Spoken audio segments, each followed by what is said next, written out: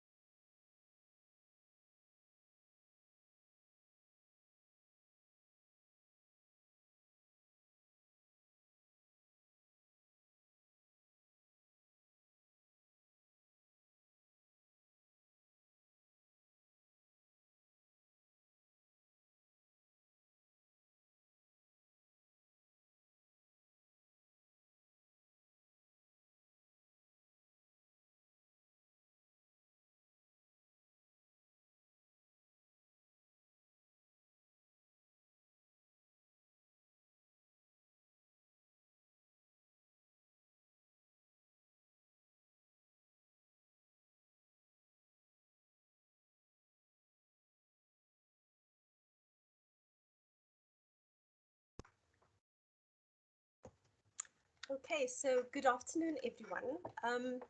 Just putting on my headset.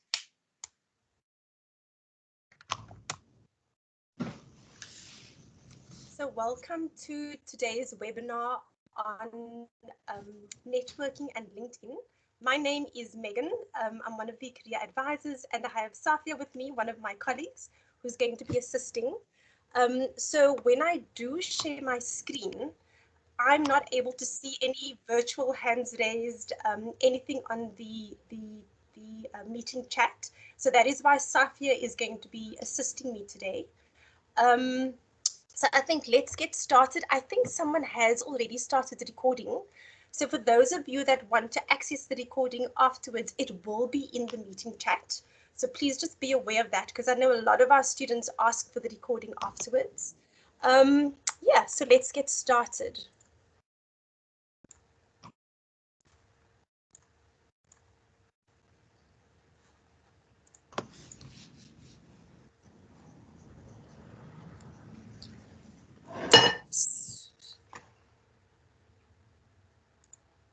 Okay, so as you know, we have career development webinar series that is run for the month of March, and we are going to be running the same series with 1 or 2 additions in the month of April.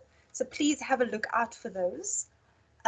But today we are going to be focusing on networking and LinkedIn. I know that a lot of students, they think that you have to have to know a lot of people in influential positions to be able to network, but that is actually not the case. So you'll see as the webinar unfolds how easy it is to actually network and what you need to look out for to be effective at networking. And obviously LinkedIn will come towards the end. So the question to ask is exactly what is networking?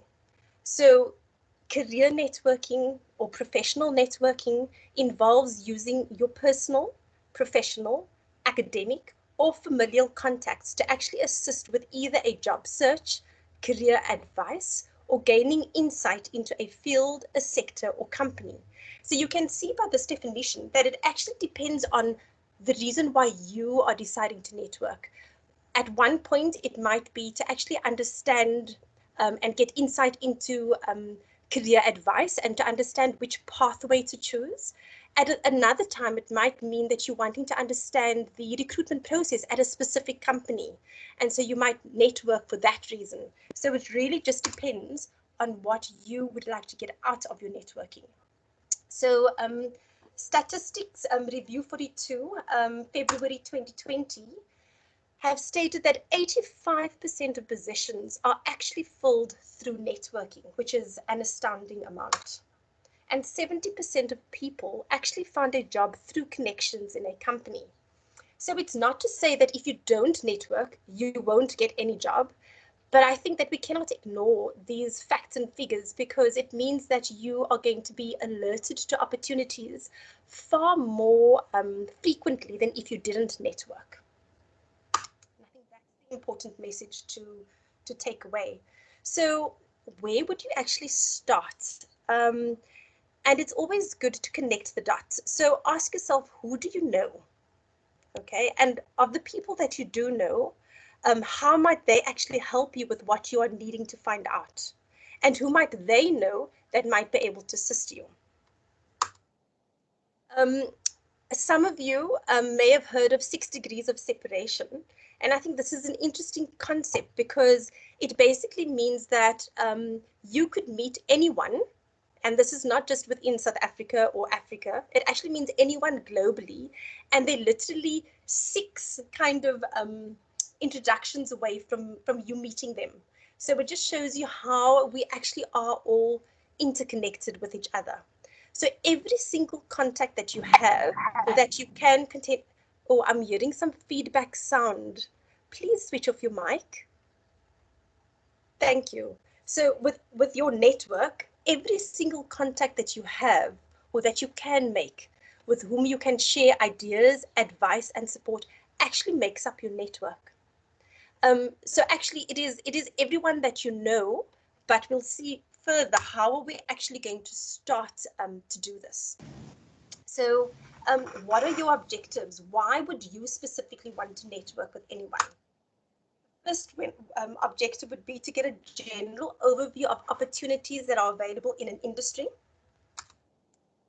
to maybe perhaps get information about a specific sector, company, or specific roles that you might be interested in, advice about the actual application process, because as you know, different corporates or employers have different ways to actually recruit their candidates, to source some relevant work experience or internship opportunities.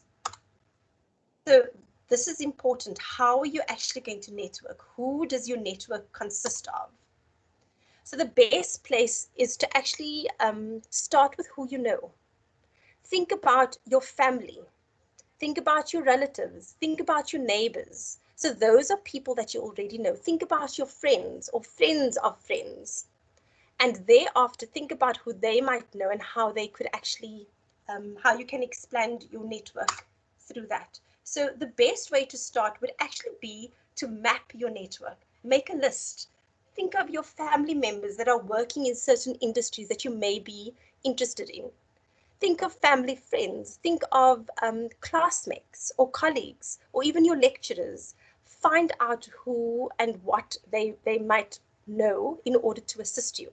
I think the last part is really important, randoms you met. So what that refers to is actually wherever you find yourself. So yes, we are in a pandemic, we do have certain restrictions, but wherever you go, if it's at a conference, for example, or you're traveling somewhere, or you're meeting up with a friend and your friend brings a friend along, remember that that person that you've just met could actually potentially be part of your network. Have those conversations, because that's the only way that you'd be able to broaden your network um, of people that might be able to assist you. Okay, so how would you actually expand your network? um, Connecting with existing contacts. So you always, obviously, you start with your network that currently exists, people that you know. Like I mentioned, think about your neighbor. Are they working in a specific industry or sector that you might be interested in? Perhaps not them, and maybe a family member of theirs. Maybe a friend's auntie, for example, works at a corporate company that you might be interested in. Ask them to make those introductions, because that is one way of actually increasing your network. Another way would be through career fairs, talks, or events.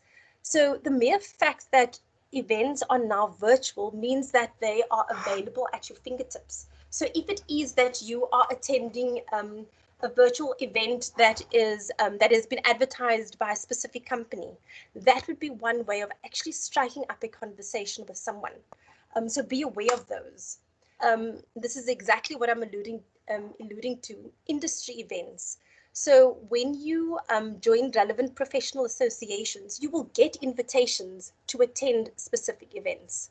Be open to that. Look at those professional bodies that you may be able to kind of link up with. Conferences, I've mentioned that before. Because they are made available to you virtually now, it actually means that you might be able to attend far more conferences than what you thought previously before the pandemic. Think about university alumni or networking events. The mere fact that you at UCT, take advantage of that.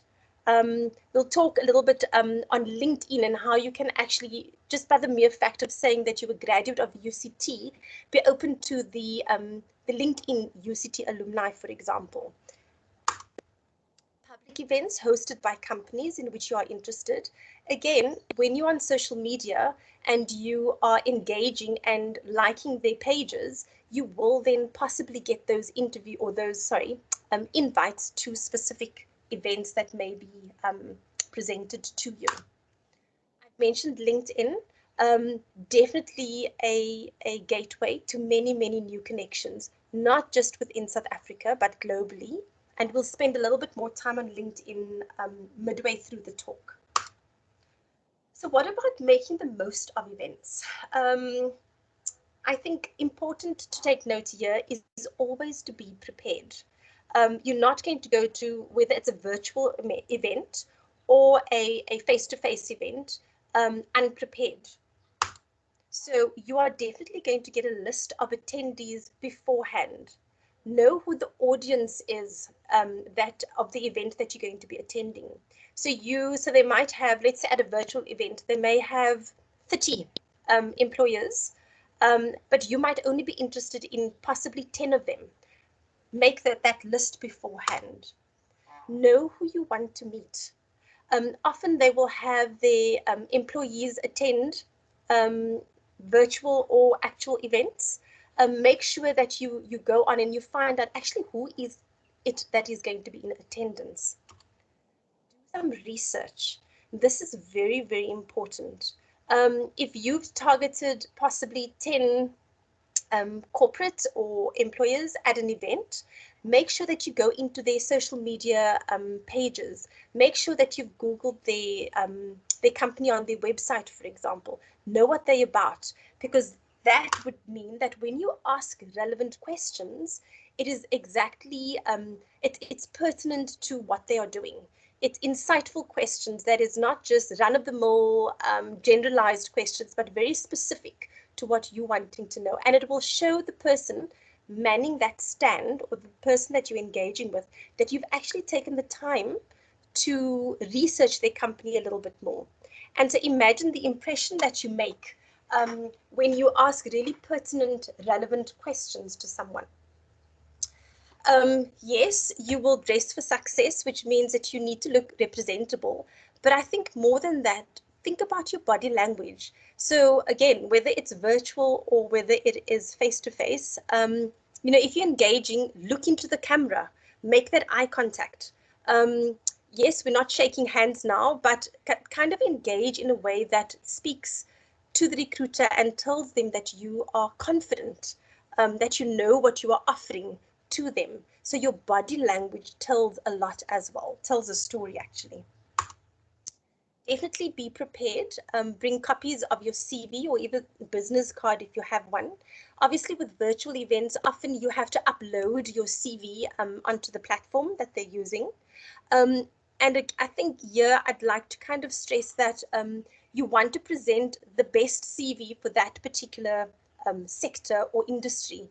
And this is where coming to Career Service for a consultation and a one-to-one 15-minute consultation could be helpful, because we could help you to target your CV to gear it towards a specific application or industry that you're wanting to target.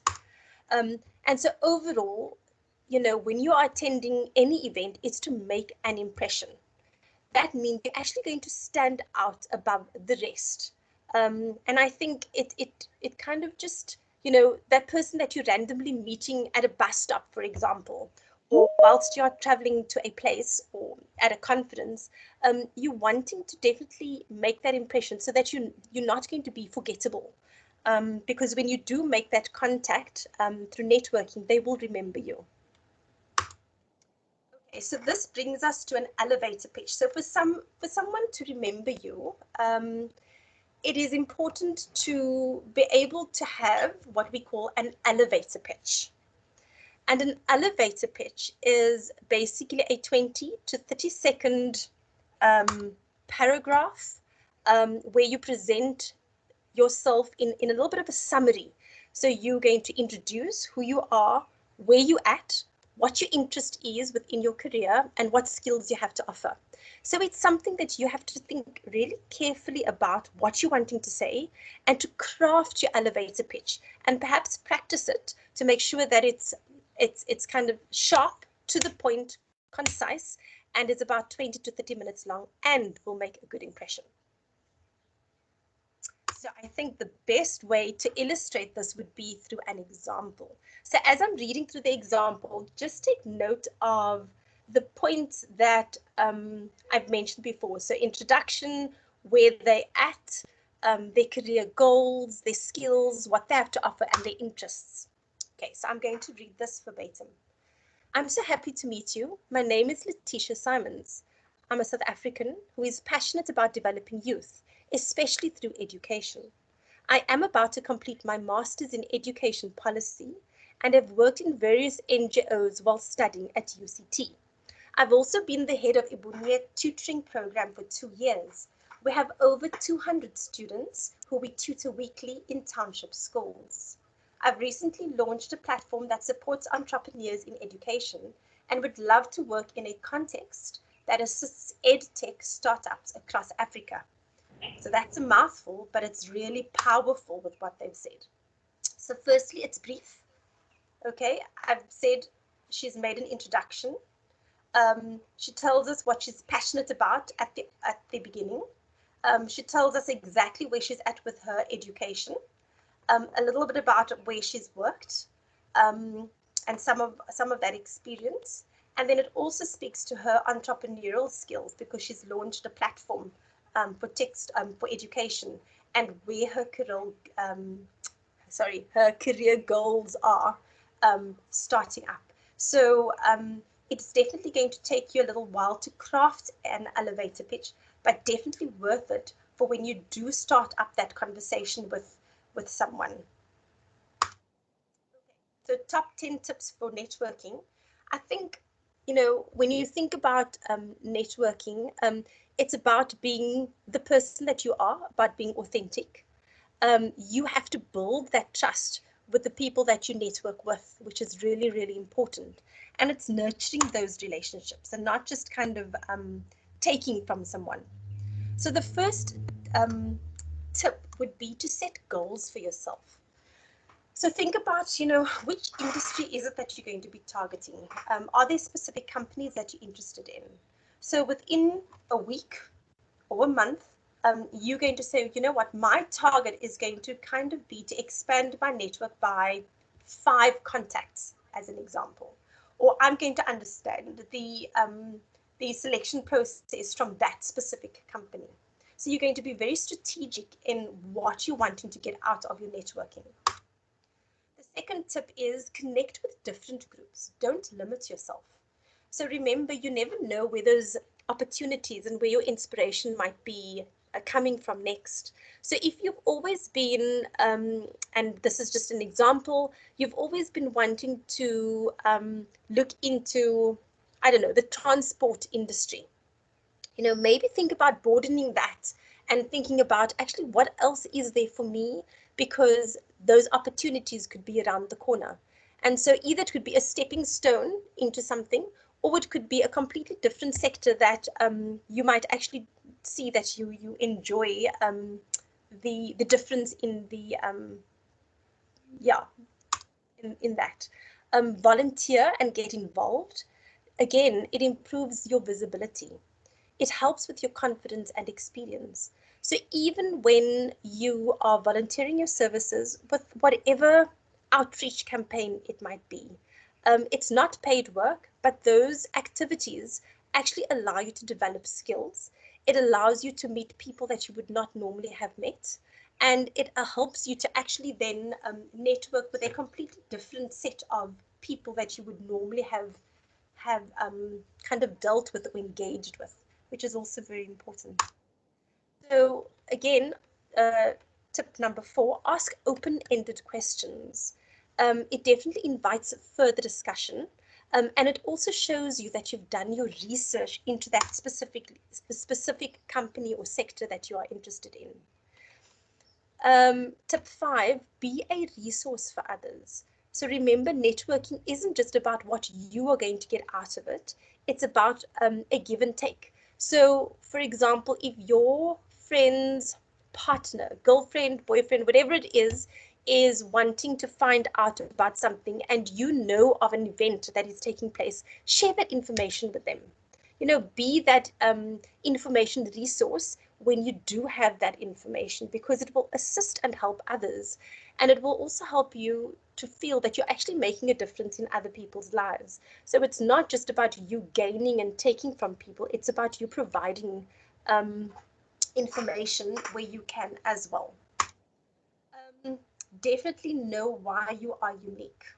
And so this comes to understanding and knowing your personal value proposition, which speaks directly to your elevator pitch. So you definitely going to know what makes you the person that you are, and the skill set that you have to offer.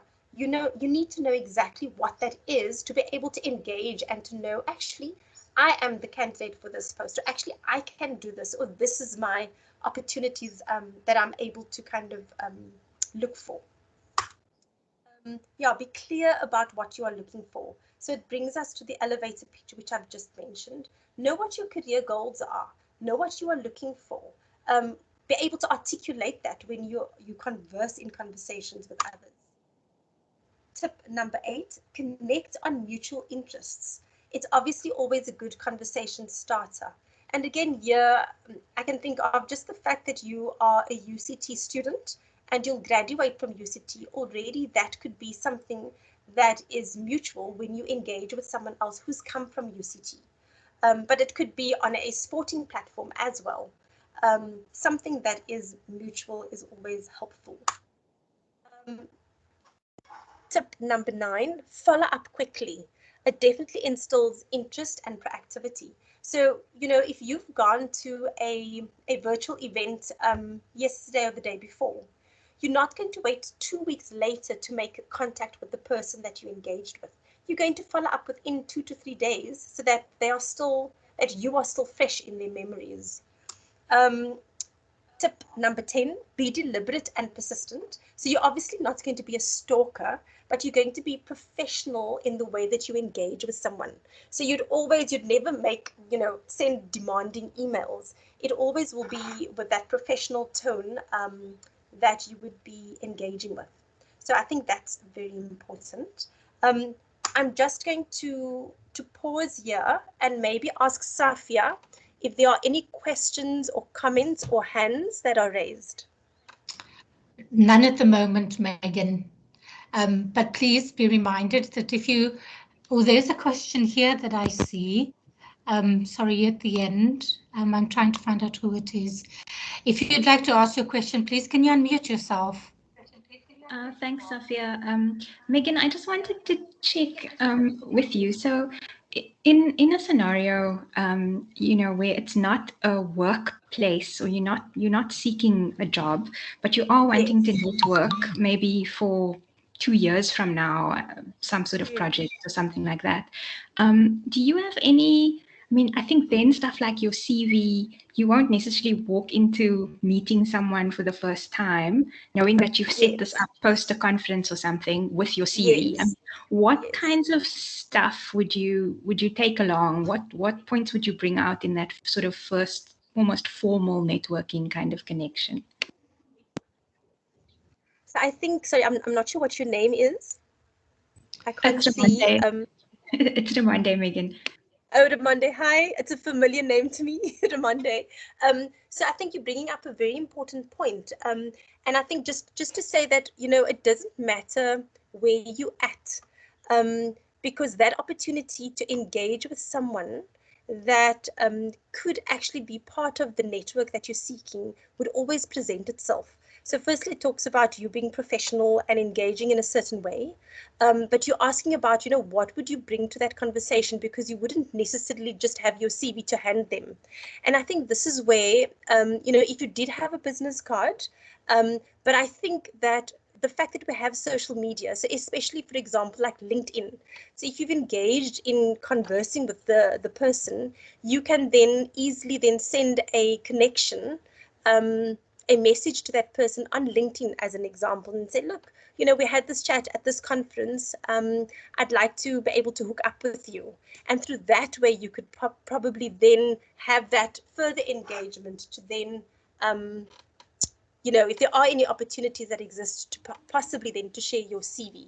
So it's kind of a more subtle approach, and not just, oh, here's my CV, I'm handing it to you. I'm not sure if I'm answering your question completely. Maybe I must just clarify, Megan, what if your follow-up after the virtual conference is in person and not on social media? That's what I mean. What would you take to that 20-minute meeting? Not for work, but just for future options. Yeah, so I think it depends on what you're wanting to get out of that engagement. Because I think that you would obviously have, call it an agenda, if you will. So whether it's to collaborate on a research project further on down the line, or whether it's opportunities that might exist at a company.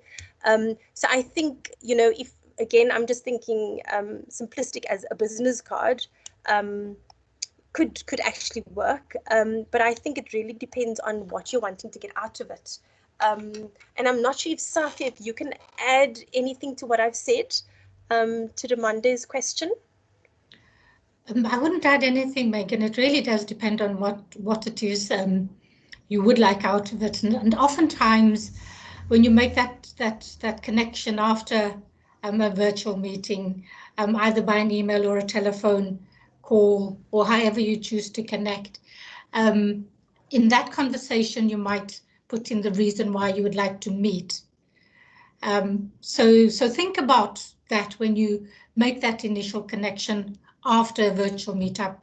It could be, hey, we met and we had this conversation. Can I find out more about this, that, or the other? So kind of an informational interview, if that's what it is that you want, or informational conversation. But it really does depend on the purpose of the conversation you're wanting to have.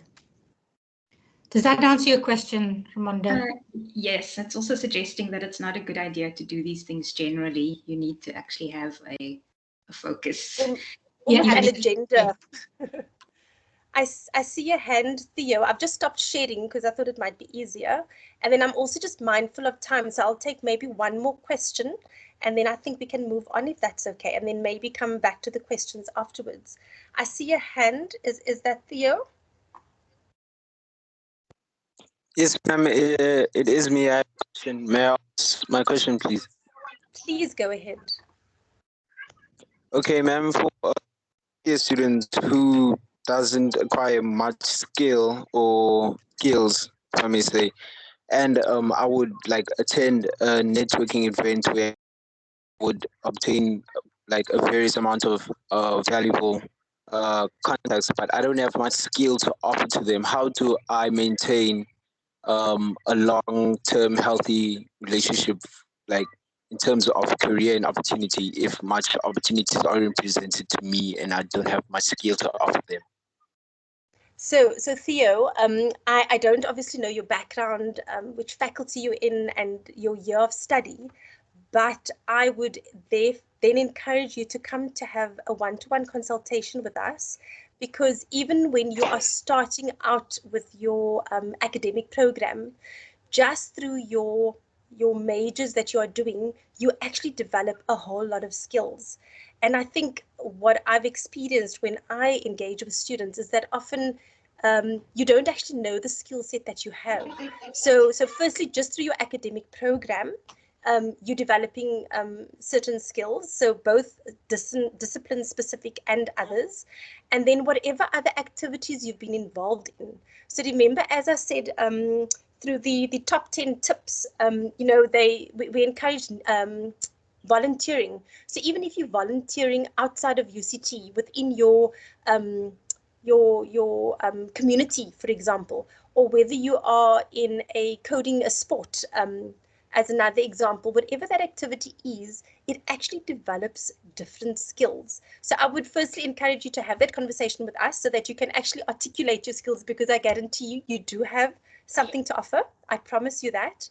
And then secondly, you know, when you do network, and I think this is the point that Ramonde was kind of making as well, is that you actually do need to know your agenda. You do need to know what you're wanting to get out of it. So you know, knowing your value proposition, if I may, your uniqueness is important. So you actually have to take time to reflect and say, actually, what is it that I can engage with and offer them? And kind of going on with that relationship. Look, with LinkedIn, and I'm using that as an example because we're going to go into it shortly, is a platform where people exchange information. You know, you have job opportunities that may be presented to you. So it's a platform where you know, you can engage and share information, but if you don't, it's not a chain smash. But the more that you share, the more your profile gets kind of almost brought to the top of the list with those algorithms that it kind of creates on LinkedIn. So it obviously would be helpful. But I mean, just sharing a direct message with someone, just to say, hi, how's it going? You know, see that they posted something on their page and maybe commenting on that, just to keep up that relationship building. So again, it really just depends on yeah, on those networks that you actually have established, and just a one or two liner just to kind of, and that's like a direct message as opposed to on your page, might also just do the trick to kind of say, oh yes, I remember Theo, you know, maybe 6 months ago at whatever event it is. So I think I'm going to pause there, Theo. Does that kind of answer your question? Yes, ma'am, it does. Thank you. But I think I'm going to encourage you to come and see us, so that we can.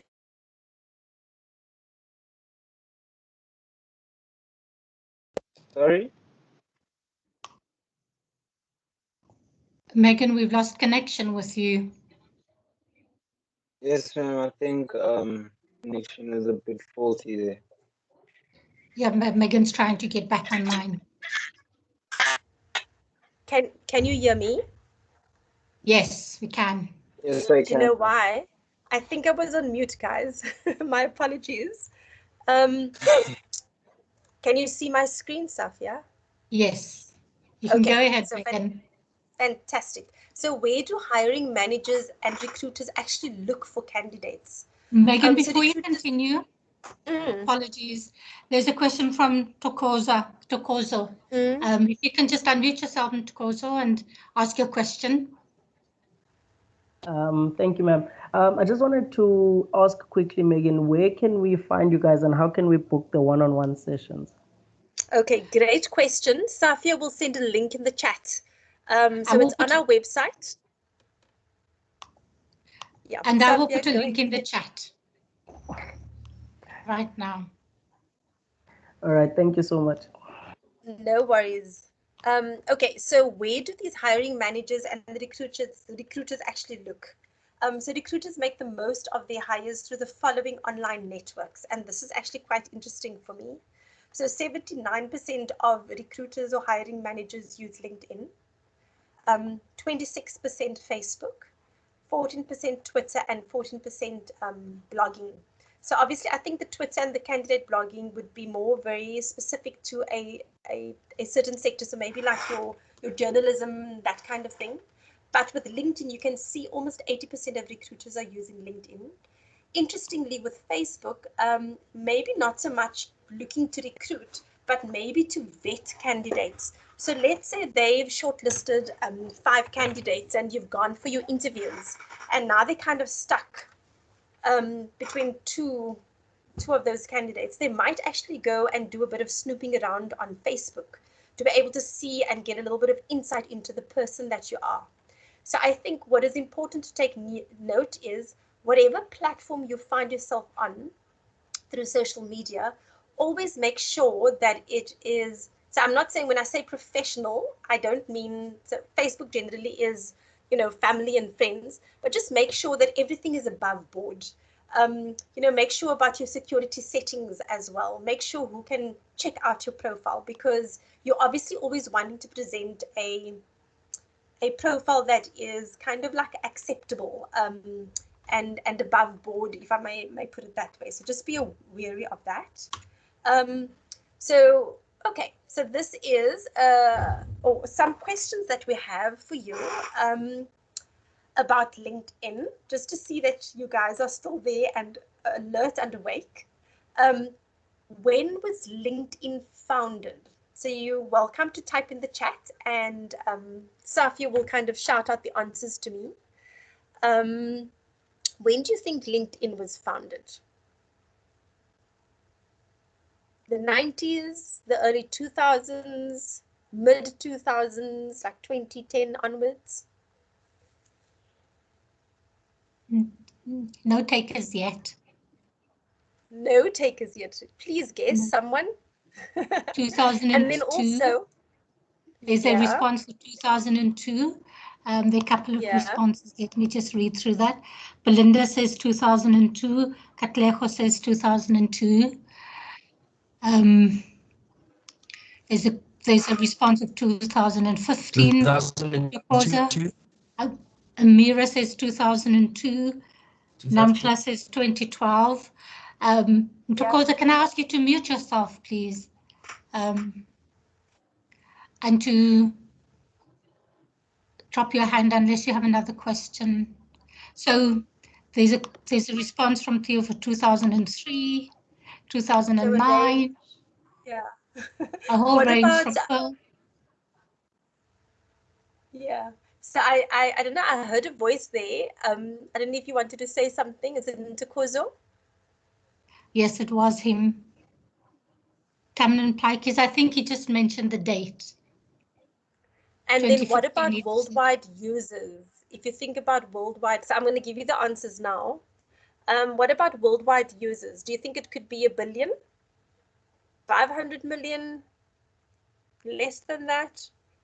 And then also the average time per month that an active user actually spends on LinkedIn. So I'm just going to give a few, say 30 seconds. There's 740 million. There's an offer of 740 million, more than 1 million. Okay. Nta says 740. Donna says more than 1 million. Pearl says an hour. average time. Amira says Okay, plus okay. 700 million. Tamlin says 500 million people. Okay, so let's. Rito says more than 500. Okay, interesting. And what about, I heard someone say an hour per month. Any takers on that? Any more? So just more responses between 750 and 700 million. Okay, so you guys, some of you have hit the mark on the head. So this is the answer. So those of you that said 2002, yes. Just over, well, a $500 million, 575 million. And the average time, which I think is really quite interesting, is only 70 minutes a month, which you almost think, you know, the advantage of using LinkedIn to professionally network, and the average active user only spends about 17 minutes a month. It's not that much time, actually, which surprised me. So those of you that do have LinkedIn, I'm sure that you are familiar with some of these steps. There are 8 steps in creating an all-star LinkedIn profile. And what is interesting with a professional profile photo, recruiters or people are 3 times more likely to actually click on your profile if you have a pic. And when we say professional profile pic, it doesn't have to be taken by a professional. It just means it's a head and shoulder picture of you kind of looking into the camera without shades on. I think another important point is that you have to present a headline that speaks to hiring managers and recruiters, which is very important because those are the words that are almost picked when people do search for candidates. So a lot of thought has to go into the headline. Completing your summary is important. So it's kind of similar to an elevator pitch, where you'd kind of put in your key points. So very interesting, or well, important, I would say there. It also has a section where you can show your experience. And again, here, it's not like a CV. You know, your CV is very objective, very short, concise, to the point. With your LinkedIn profile, you're allowed to kind of have that that character come through, and you're not limited to any amount of set words and that. So you can actually be a little bit more liberal. Definitely add your education. Definitely add the fact that you are at UCT, because that will also add value to your profile. Definitely list your skills that you know you have. The bit about recommendations, secure recommendations, again, you can actually request for someone to make a recommendation on a specific skill that you have. So if you've worked in a team, you know, then get those recommendations from that person. Add your volunteering experience and interests, because it kind of gives people looking at your profile a sense of who you are, not just about the discipline that you might be involved in. So very important. Okay, so I've got a short little video that I'm wanting to share with you. It's basically just a little bit about what I've told you. So I'll play that now. It's just a few seconds. Whoops, sorry. I've just clicked on the wrong thing. Give me a seckie. Here's how to make your profile great. Number 1, pick a professional picture. Not just any picture. No, not that one. More like these. Yes, that's the one. Number 2, write a good headline. Just tell us who you are and what you want to do in 120 characters or less. Yeah, like that. Remember, nothing too personal, nothing too clever. Number 3, tell us about your education. What's your major? What classes did you take? What skills did you develop? C++? Art history? Portuguese history? Quantum thermodynamics? Yes, put those. Number 4, list your experience. Give us your organizations, your achievements, your honors. President of the International Club? Yes. Volunteered building houses? Yes. Invented a cat toy? Yeah, sure, that counts. Number 5, get recommendations. Prove you've got what it takes. Get managers, mentors, and professors to post something that says, this person is smart, hardworking, good-natured, and well-rounded, or something like that. And then you're done. You shout, this is me! You do a celebration dance. You feel good. You stand out. You know you're on your way because there are jobs to be found and recruiters looking to find you as you watch this. That's right now, this very second. What are you waiting for? Go, find, be found. Okay, sounds easy enough. So just with LinkedIn profile, I actually only discovered this very recently, that recruiters can actually save a PDF version of your LinkedIn profile, which is quite interesting. So if they have a post and they know that they are looking to fill that post, they will then go and try to source and see what candidates are available. And then they may be able to they can actually save your profile as a PDF and use that to actually recruit, which is really quite interesting. So it's important because I also hear students sometimes, they've started profiles ages ago and they haven't updated it. And so always make sure that your profile is as up to date as possible, so that you can be candidates for certain possibilities. Okay, so recruitment on LinkedIn. Okay, 90% of recruiters regularly use LinkedIn either to advertise roles, to search for key requirements for jobs, to check out applicants. So that's where they could use that PDF version of your profile, and to be active, follow relevant pages and post. So very important. I would like to draw your attention to our careers.uct website. We have the tab under media and publications, where we have different podcasts. And Tasman Coleman is an HR recruiter for a very big corporate company.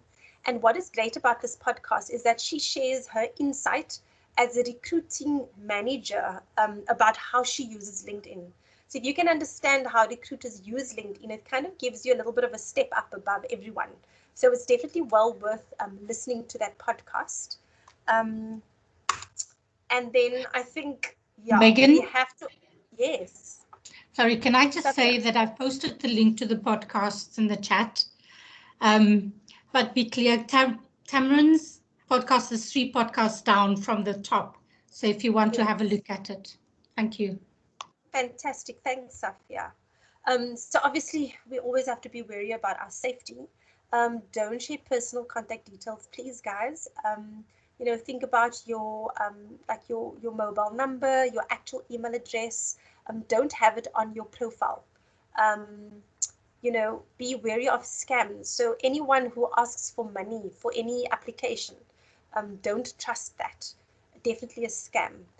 Identity theft is real, so please just be wary. Password updates. I know that we should update our passwords. I don't, but definitely good practice to do that. And if you do send someone a network, an outreach where you're wanting to meet up and have a conversation, and you're going to physically meet up and have a coffee, make sure it's in a public place, nothing obscure. Check out safety.linkedin.com just to give you some further advice and guidance around safety, because on our website we have informational interviews. So it's a resource about how you can actually structure questions when you do engage with someone, specifically about like when you're wanting to get something out of it. We call it informational interviews. So it's not similar. Remember when you were at high school, a lot of high schools want their grade 11s to do the job shadowing. So it's kind of to get, but it's more powerful than job shadowing. It's kind of to get and extract information that is relevant and pertinent to you. So we call that informational interviewing. There is a PDF resource on our website, which is really helpful with regards to that. And then also, Megan, there's a question for you. Okay. Does the option to save a profile as PDF only happen when you have clicked the apply button of applications on LinkedIn? I'm not sure, because what I do know that LinkedIn obviously has different like what do I want to say, like a status. So you have like the different membership status, and I think often with recruiters they often have the premium status on LinkedIn, but I'm not sure. I would think that most people would have that option, but I'm thinking if not, it might just be for those that have that special membership with LinkedIn, which is obviously paid for and very expensive. So recruiters would often be able to do that. Do you know, Safia, if it's only certain it's absolutely the case that you mentioned, Megan. There's a tiered membership, and with each membership comes different services. And usually it would be recruiters that pay for the option to save those PDFs. Yeah. Unfortunately. So does that answer the question? Nomsa? I think you can continue, Megan. Yes, she said she's got it. Okay. We've got 10 minutes left, guys. We're almost there, I promise. So resources about attending career expos and virtual expos. So I know that at Careers, we are looking at virtual expos again this year. So just to be, on the lookout for that.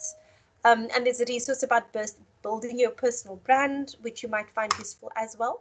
And then, apart from our Careers website, remember the My Career portal is just for UCT students. So when you go in there, you will actually log on with your username and password, and then you can find us on Vula as well. And especially if you, it's 0 rated. So if you go in and you watch our narrated PowerPoints, we've got one specifically on CV, so mini series, Own Your CV, and mini series, Own Your Selection Process, which is really, really helpful to students. I encourage you to go and visit there. Let me stop sharing, dismiss, and we can then look at questions. Oh, sorry, let me put on my video. I also wanted to just mention to you guys that at the very beginning of the chat, I actually put up a poll. I'm wondering if I can't kind of copy that to find out. So we're trying to obviously provide services that help students, and we're wanting to know when the best time is to actually have a webinar. So if you can fill out the poll, it's right on top. I'm just trying to see if I can find it. And in the meantime, please go ahead and ask questions. Yeah, if you can just scroll up, if you can ask participants just to scroll up near the beginning and to complete the poll. Thank you. So any questions, guys?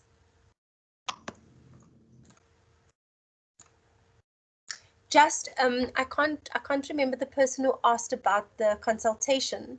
So once you go into so career.uct and you click on My Career and you log in, on the top you'll see consultations, and so you click on that, and then you can actually see which day and time slot is available to then book a consultation. And I think a lot of students, most students know about the CVs that we do and possibly cover letters, but we also do role play for interview preparation. If you're a little bit uncertain about your options, what your options are with your degree, with your background, with your other activities that you've been involved in, come and visit us. We can have a chat about that. For the student who said that they're not quite sure about their skill set, again, please book that one-to-one, because I guarantee you that you do have a lot to offer, specifically because you are completing a degree, and I'm sure you were involved in other activities. I think the poll has closed. It doesn't open when I click. Okay, thanks for that, Belinda. Let me see if I can do it again. But thanks. I see it's loading on my side. Submit. You didn't select. Oh, no. Not sure, guys. Anything else while I'm struggling with the poll? I'm going to put the feedback link in the chat in the meantime, and please we'd like to invite you to complete the feedback. It's really, really important for us to tailor make it to your needs, and we can amend it, adjust it so that we answer the questions that you may have. There is someone that says the poll is open on her. Amira says the poll is open on her side. So maybe if the person can just try again. Belinda, if you can just try again. I see a hand raised. Let me see who that is. Please go ahead. Hi, Megan. Hi there. I just wanted to ask, how do I get the recording for this meeting? Because I struggled a bit to enter the meeting at the beginning. And also, I just don't know how to do this poll. It's not, yeah. Oh, I know I struggled to, I wish I could kind of put it at the end of the chat. So I'm going to try again, but thanks, Paul, for your question. So again, when we end the meeting and we end the recording, you'll see that it will come up as recording in the meeting chat. So please go back into the meeting and then you can actually download the recording, but you have to access it through the meeting chat option. Amira, if that says the poll, yeah, you're right. So Amira, thank you for that. So on the top bar of the MS Teams, you'll see F. So you can actually click in, it just says what time is best to have a webinar. So the options we have 1 o'clock, 3 o'clock, or 5 o'clock, and then submit. Thank you so much, Amira. I've learned something from you today. Great. So that's how we'll access the poll. The LinkedIn alumni page. So Victoria, with the LinkedIn alumni page, if you have, Safia, maybe you can help me out, because I almost think that it gets, because you're using UCT and it looks at the words that you use, you'd actually, like I have LinkedIn and I have, somehow I'm also linked to UCT alumni. So in my head, it happens automatically. But Safia, maybe you can assist me with that. Sorry, someone's phone's going off. Can you mute this, please, into Kosa? So with the UCT alumni. So when you go onto the LinkedIn page and you indicate where you've studied, you are automatically almost registered as a UCT alumni person, whichever university. So at the bottom of your LinkedIn page, you will be reflected as an alumnus student from UCT if you graduated from UCT. If that is the question, yes, so it does happen almost automatically. Yeah. So I think maybe it's if you have graduated, and if you haven't graduated, would it still? Then you're a student of UCT, yeah. The other thing that I think people don't, or students don't know about, is that because you are at UCT, you are also able to then do LinkedIn Learning, which often people have to pay for. So they are little short courses. They've got so much going on. And so that is also quite useful to know. And also we just got information this morning that LinkedIn, we've requested for them to do a session on how to actually navigate the LinkedIn website. So when you have your profile, how to actually go about doing things, how to post, how to connect, how to do that. So we will obviously share that date when we have confirmed that training session. So please be on the lookout for that, because I think it will be a good one to actually attend. Ntokozo, your hand's up. Please go ahead. Hi. Firstly, just want to apologize with the mic that keeps going on. I forgot to switch it off. Oh, it's okay. Don't worry. Okay. I just wanted to ask, how does the LinkedIn Learning work? In terms of, like, I'm not quite sure what you're asking. Like, how do you access it via LinkedIn, or certificate wise? What are you referring to? Yes, in terms of how do I access it and like what are the range of things that are part of just that whole, I don't know, yeah. I don't know if I'm making sense, sorry. Yeah, yeah. So if you're on your LinkedIn profile, it looks like a little TV screen. And so it's usually found on the top right-hand section of your profile. But if you can't find it, I'm thinking you could just put it into the search window and do LinkedIn Learning, and then it should come up. But as a UCT student, definitely you have access to that.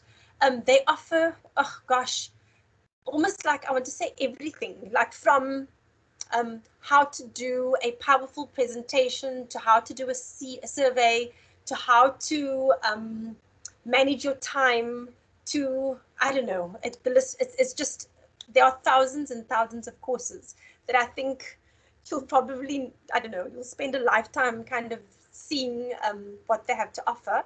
But doing a little bit of a search for what you are interested in might bring up quite a few things. And I know that you, Safia, again, I think you better with your knowledge than what I am. You can also set up, like if you set up your learning profile, it also then pings you when there are new courses that are available. So if you are wanting to, let's say you are wanting to develop your negotiating skills. I'm making this up, guys, but let's say negotiating skills, and you have that on your learning profile, it might ping you when there are new courses that have been uploaded on LinkedIn. So it's quite a nifty tool, actually, I must say. So Megan, you are right in your response to that question. Just for everybody's information, I've posted a link from UCT ICT, so the Information and Communications Department of UCT, that links you to LinkedIn Learning. So if you click on that link, it gives you a whole bunch of information on how to access LinkedIn Learning as a UCT student. So that's in the chat. And it's a really, really cool link to use. Go and make use of it to develop the skills that you will need for the roles that you're interested in and the career that you are interested in. And absolutely, UCT is so good with, LinkedIn is so good with their push marketing. So if you've got negotiations that you're wanting to develop, they'll send you all sorts of information around how to develop that skills. Thank you, Safia. Yeah, I'm wary of time. It is now 1:30. Any last minute questions before we go? Okay, what's the best time to make use of LinkedIn's 1 month free access to premium features, final year or first year, and how to make the best out of it? So Ngakana, thank you for your question. Sure, yes, that is a very good question. I'm not sure when the best time to actually make use of the freebie premium features that it offers you. I guess it's when you. Yes, please, Safia. Maybe I can comment on it. The first response would be they offer it so often. So they probably offer it once a year. If you've used it once, they are going to push their marketing and offer it to you again. So I can speak from experience where I've been offered it in the past and they continue to offer it to me again. So if you feel that you need it and you want to explore what's available, then do it. With this caveat, when you accept the offer for the freebie, you have to insert your card details. If you don't make a note to cancel that free session, that free trial period, monies will be deducted from your account. So be absolutely clear about that. It's a great offer. Take it, make use of it, set a reminder in your calendar, on your phone or wherever you need to do it, 2-3 days before the time to cancel it. LinkedIn is very good at canceling it, but they're also very good at zapping your money if you don't. So understand that. And so read the terms and conditions very carefully. I almost want to stay in this world. There are no free lunches, but with LinkedIn, you will have a particular period to explore, but be reminded to automatically cancel it. I think that's Thanks, about it. There's just a reminder again to complete the feedback form, please. Megan's posted the link in the chat again. So just to say thank you so much for attending. We really do value your feedback. If you think of any other webinars that might be helpful, please fill out that form and make those suggestions. We do value it. And then hopefully we'll get to see some of you again soon. So thank you for attending.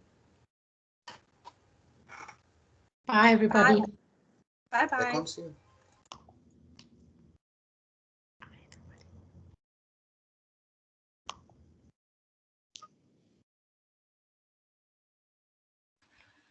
Thank you.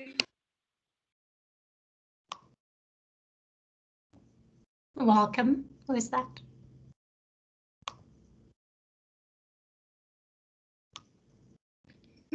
This was dope. I like that.